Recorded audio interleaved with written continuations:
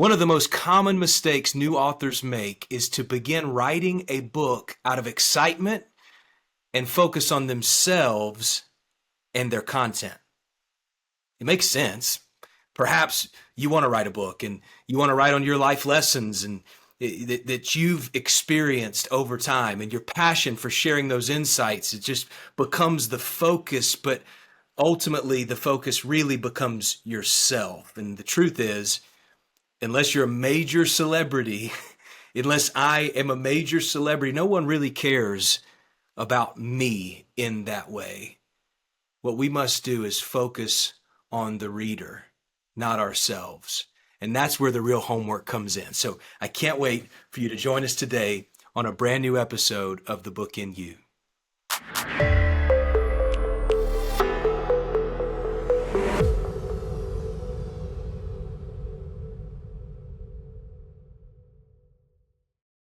Tim, this is a critical mistake that we've seen authors make, that we've even made. I'd love for you to kick us off today, maybe with some of your experience on how it's really a devastating mistake to make it about you.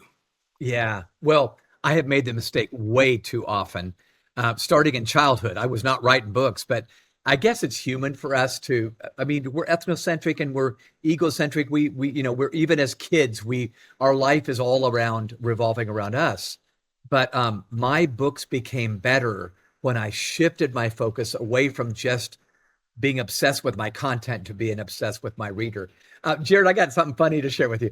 I remember as I was thinking about this conversation we're going to have, somebody said years ago something that was absolutely brilliant. They said, in the first 25 years of your life, you're all worried about what others are thinking about you. Your second 25 years, you don't care what others are thinking about you. And your final 25 years, you realize nobody was thinking about you. Because we're all thinking about ourselves. So today I'd love to really think about how do we write good content, but in the journey, we're really focusing on the receiver, the listener, the reader, the one that's receiving. And if we do that, we write a much, much better book. Totally agree. I think this is a critical topic that a lot of times first-time writers might miss and just glance over. I'd love for you, Tim, to kind of go in a little more practically maybe and talk about a principle that writers should use and practice. Yeah, thanks, Jared. I've developed these habitudes over the years. Habitudes, listeners, are images that form leadership habits and attitudes. And I have a whole series of them just for people that communicate. And one of them, it's one of my favorites, I simply call school yearbook. School yearbook. So Jared, you remember back in school, remember getting your yearbook in high school or college or maybe both? You get that book and the first thing you do is smell the cover. It smells, there's a leather cover or whatever. And then you start leafing through the book. Well, what's the first thing you're looking for in that school yearbook? It's you. Isn't that true? In fact, when other people say, hey, what are you looking at? You lie to them. You go, oh, my friends. But you're not looking for your friends. You're looking for that senior photograph. How did I look? And then you're looking for all the other spontaneous times that you showed up on campus and the photographers got you. The fact of the matter is we all look for ourselves. And I think people read your book, listeners, like they read their yearbook. Wow. They're looking for themselves. They're looking for their own picture in that book. And what we must do as communicators is be thinking, even when we write a chapter, was it really about what I wanted to say? I want to impress others with me and my insights? Or do I really make them feel I'm empathizing with you? I'm sharing an insight that I think is going to make your life better. It's a fine line, but I think it's very, very real. So do you remember your book, Jared? I mean, come on. I want to hear it. You have a story. It wasn't as long ago for me. No offense, Tim, but it wasn't as long. And when we were in college, we did not have yearbooks. I don't know what kind of college you went to, but I guess it was different than mine. But yeah, of course, you look at you. Where am I in there? Same thing with a selfie. My younger fans out there, they'll remember when you look at a selfie, the first person you look at is you. The group photo, everybody's in the photo. There's 20 people. How do I look? And we don't want to admit it but it's true. And it's certainly a devastating mistake when it Yeah. comes to writing books, because if you make yourself a hero, that's what this reminds me of, Tim. And I'd Yeah. love for you to unpack more of the hero and the guide. Donald Miller has a lot around this, some content with StoryBrand, one of our friends that's doing great work. And, Yeah. somebody's got to be the hero. And Yeah. you, as the author, really get the choice, of who you're going to make the hero. Talk to us about that and what comes to your mind there, Tim. Yeah, many of you listeners might be familiar with Donald Miller. He's just done some great work in his company's story brand. But he says in every great story, and for that matter, every great movie, you find that there are some common elements that make it great. So there is a hero or a heroine, right? That you get introduced to, Peter Parker in Spider-Man or Luke Skywalker in Star Wars or something like that. But then you have a conflict. Something that makes a story great is there is a great problem that needs to be solved, a dilemma, okay? After the conflict, there usually is introduced to the hero a guide. So for Luke Skywalker, it's Yoda, right? Or Obi-Wan Kenobi. For Peter Parker, I mentioned earlier, it's Uncle Ben. Remember Uncle Ben and Peter Parker sitting in the car, and Uncle Ben says, with great power comes great responsibility. You remember this, don't you?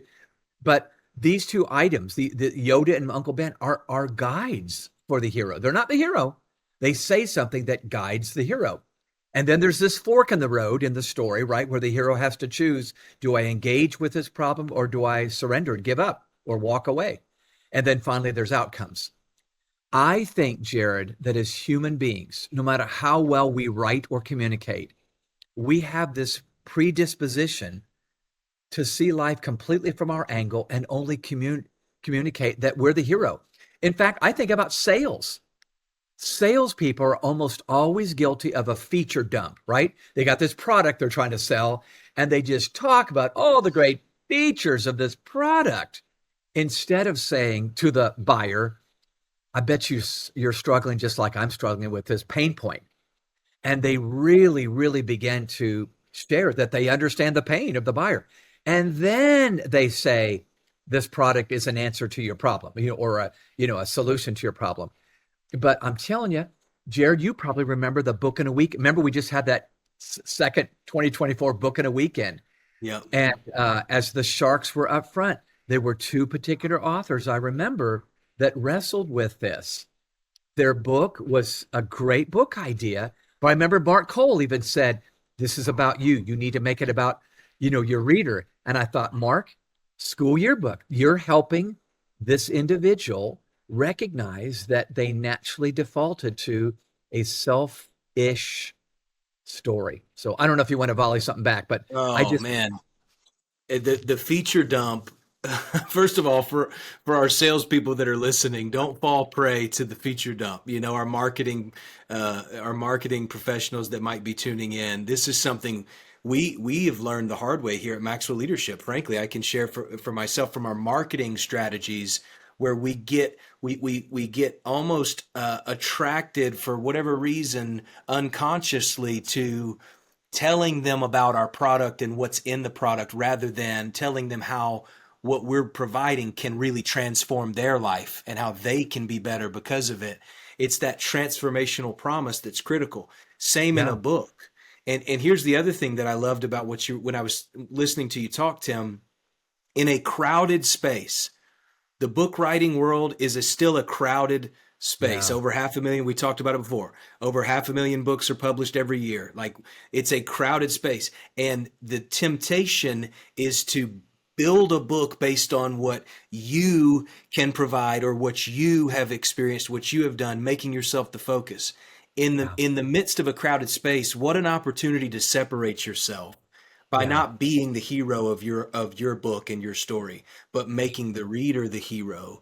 And ultimately, you pointed out a couple of timeless stories that are still out there. We see this construct, this framework. How yeah. can you help the reader see themselves in the story as the hero, and you just become that guide that can help them get where they want to go. Yeah, well, actually, a great exercise that I try to do now is when I'm writing a new chapter, I actually get finished with the first draft, and I go back and I ask myself this question. Is this chapter full of me, or is this chapter full of empathy and insight for my reader? Wow. I think Donald Miller even uses another metaphor that's kind of helpful. He talks about coffee and cream. We get a cup of coffee, we put a little cream in it oftentimes. Well, he says usually we think that the cream is the empathy we have for the reader, or for the, Wow. yeah, for the listener, and the coffee is all of our great content. He says it's the other way around. You'll get your content, but your content's the cream. It's a little extra, but your reader needs to know, I get you. I feel your pain. I can empathize with what you're struggling with. And if we'll do that, they're going to darn well get to the end of that chapter and say, what's the coffee or whatever. So Sure. I remember, Jared, writing Generation IY. Hmm. Um, Listeners, if you've not heard of this book, no harm, no foul, but it's a book I wrote 15 years ago, and it was on the second half of the millennial generation. I called it Generation IY, Our Last Chance to Save Their Future. And it was because I was seeing graduates just unready for their career. Well, I remember I would turn into my developmental editor, who really put a red ink on my pages. I had a love-hate relationship with my editor. Her name was Elizabeth. She was great, but I'm telling you, she came back and kept pushing me on this issue we're talking about today. It just seemed like, Tim Elmore, you got a cape on, you're flying over to save Lois Lane or Jimmy Olsen. And I'm guilty. I hate to admit it.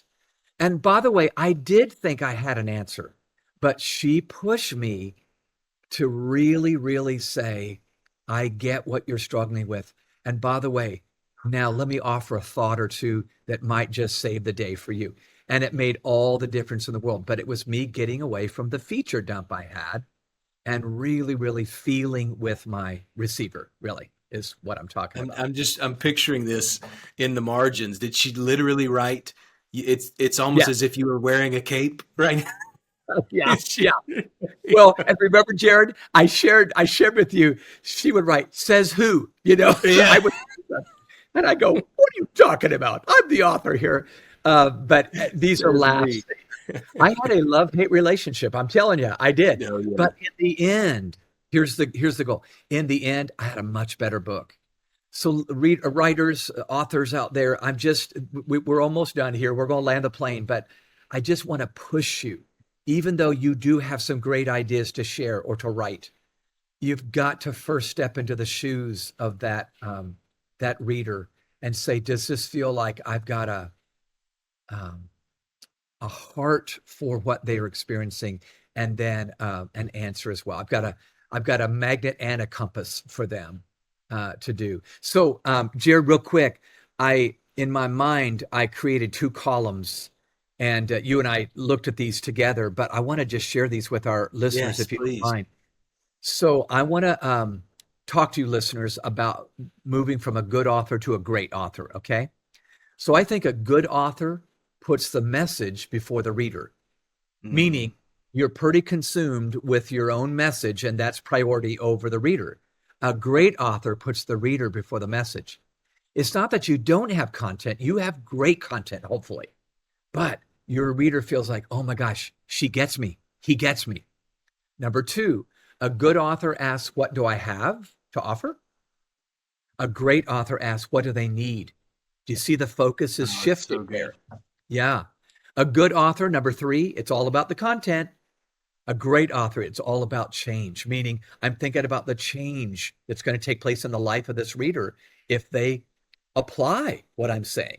And in your preoccupation with your reader, you're just going to be that much better at convincing them. Number four, a good author, they're often polished and verbose. A lot of these really cool words I'm using.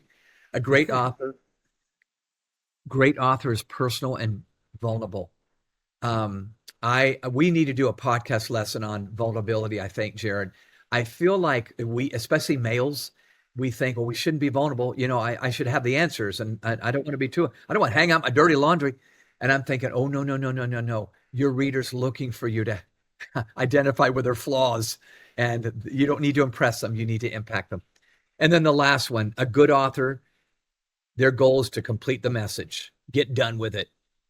The great author is to complete the reader, which may mean you talk less in certain chapters and more in others, but your whole obsession is to complete the reader. And so that's really the message of this podcast, this particular episode is just know people are reading your book like they read their yearbook, and they're going to be looking for their picture. And if they don't see it, they're going to put the book down. Tim, I need to pause us right here and just tell the listeners, as long as you're not driving, rewind and listen to that last minute and a half. I don't know, probably about 90 seconds. Those 5 things, moving from good to great as an author, are so important. You said one thing, Tim, in the middle of that. You said, are you trying to impress the reader, Yeah. or are you trying to impact the Yeah. reader? And choosing a vulnerable posture, even when that's not comfortable, Yeah. might be the difference in impressing versus impacting. And at the end of the day, I think we all want our book to really make a difference, right? If we Yeah. want it to impact people, and that ultimately is going to be the pass along factor. If someone's impacted by your book, they're going to tell somebody else about Yes. that impact. This is That's right. this is critical. I hope listeners, viewers, if you're on YouTube or you're listening wherever you're getting this podcast, don't miss those 5 things. Really think about them. That's worth the whole episode right there, Tim. Well, I appreciate you saying that. I just know it's been my journey. I am no different than any other human being, warts, wrinkles, flaws everywhere. Right. But I just become more effective if I'm just stepping into the shoes. I want to go back real quick to Book in a Weekend. Those two potential authors that pitched their book to the Shark Tank. Remember this? I'm remembering two. I won't name them by name, but both their book ideas were really good. Yeah. And then when they pitched it, Mark picked it up, but he realized, oh, you're not a pop star. So they don't really care about your life. What they care about is their life. And it was great counsel that he gave them, but he really talked about this principle without knowing it. These authors forgot that it's a school yearbook. So anyway, I think it's awesome. And it just really quick too for the listeners, a book in a weekend that Tim's referencing is an event that we've done twice now, and we've got another one coming, not right around the corner, but it will be coming in the future. And we'd love for you to check that out at bookinaweekend.com, where you can find more information on that book. That's really where we're helping authors and in some cases first time authors, yeah, bring their book to life and meet with publishers, yep. marketers, experts from the industry. It's an incredible event. We just got back from it in Alpharetta, Georgia here, and we had a great time. So I just wanted to quickly plug that if you're interested in being a part of that event, bookinaweekend.com. Yeah, thanks, Jared. Well, I'll wrap up with just one quick illustration of a failure on my part, since I'm admitting to warts and wrinkles here. Um, Years ago, I did a book for parents. I don't claim to be a parenting expert, but I'm in front of about 50,000 kids every year and the work that we do with Growing Leaders and Maxwell Leadership Foundation. And I was seeing some of the patterns that parents were following. We have a whole new generation of parents and kids today. But I ended up doing a book called 12 Huge Mistakes Parents Can Avoid. And originally, Jared, I started writing this book with all my answers. Here's what I did. Here's what my wife and I did. And by the way, I think it was pretty good. But I quickly realized, probably 3 chapters in, that it was about me. And I realized I'm not a celebrity. They don't really give a rip on what happened Tuesday afternoon in 1999 or whatever. What they want to know is, how can you help me now? That Yeah. sort of thing. And when I began to shift my focus, I feel like it just became a much better book. But it's this very lesson that I find myself learning over and over and over again. People are looking at my book and they're going, where's me? So authors, make sure they can find themselves in your book. Oh, I love it. I love it. Make it easy for them to find themselves, and your book will do well. It will impact people more than it impresses people. Thanks so much for joining us today on The Book in You, Tim. Thank you for your insights, your wisdom, your expertise. I can't wait for another episode. We'll be right back here in a couple of weeks. But until next time, remember, the world needs the book in you.